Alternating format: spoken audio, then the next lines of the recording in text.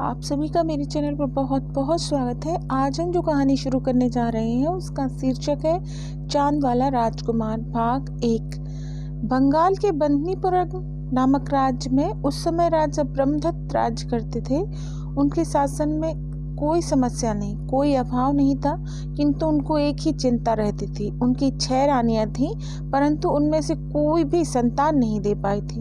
संतान सुख से वंचित राजा व्याकुल रहते थे, परंतु भाग्य के खेल को कौन समझ पाता है। एक दिन ब्रह्मदत्त शिकार पर गए। शिकार से आते समय वे गांव के मार्ग से आए ताकि उन्हें अपनी प्रजा के हाल भी पता चल जाए। तभी उन्हें एक जर्जर सी झोपड़ी के सामने एक तरुणी काम करती दिखी। भूसे में अटके केस और माथे पर बह रहा पसीना उसे और सुंदर बना रहे थे। राजा को महसूस हुआ कि वे उस पर मोहित हो रहे हैं। उन्होंने बहुत सी सुंदर स्त्रियां देखी थीं, लेकिन इस युवती में एक अलग ही सौंदर्य था। उन्होंने अपने सैनिक को गांव की उस लड़की के बारे में पूछताछ करने का आदेश दिया। कुछ समय बाद सैनिक एक वृद्ध ब्राह्मण को लेकर साथ आए, जो एक ज्योतिषी भी थे।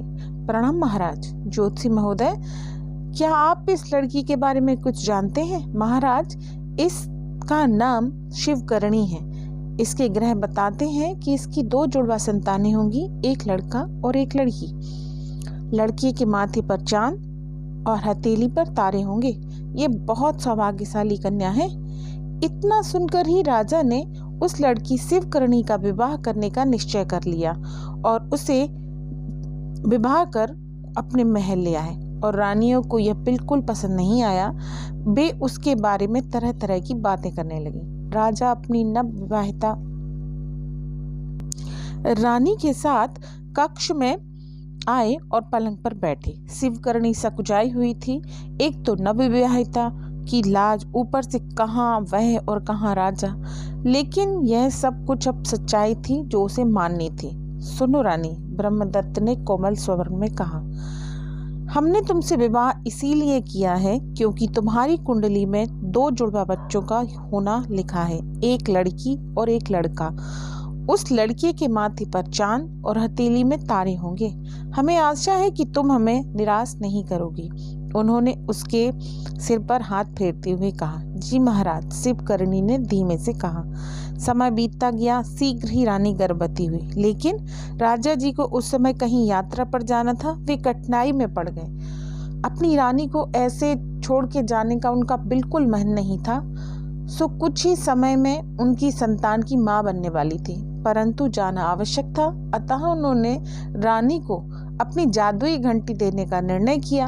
उन्होंने रानी को अपने महल में बुलाया। बाकी रानियों को उनकी दासियों ने इनकी सूचना की। वे सब तुरंत वहां पहुंची और कक्ष के बाहर कान लगाकर दोनों की बातें सुनने लगी। रानी, यह घंटी मैं तुम्हें सौंप रहा हूँ। जब बच्चे का जन्म का समय निकट आए तब यह घंटी बजाना। मैं उसी क्षण यहाँ आ जाऊंगा, पर याद रहे यह अकारण यूं ही मत बजाना। जो आ गया महाराज। रानी घंटी लेकर अपने महल में चली गई। शेष रानियां जो सारी बातें सुन रही थीं, ईर्ष्या के मारे जली भुनी जा रही थीं। उनको उस 7वीं रानी कभी नहीं सुहाई थी। और अब जब राजा यह पक्षपाती व्यवहार करने के लिए उन पर असहनीय था, उन्होंने एक षड्यंत्र के बारे में सोचा।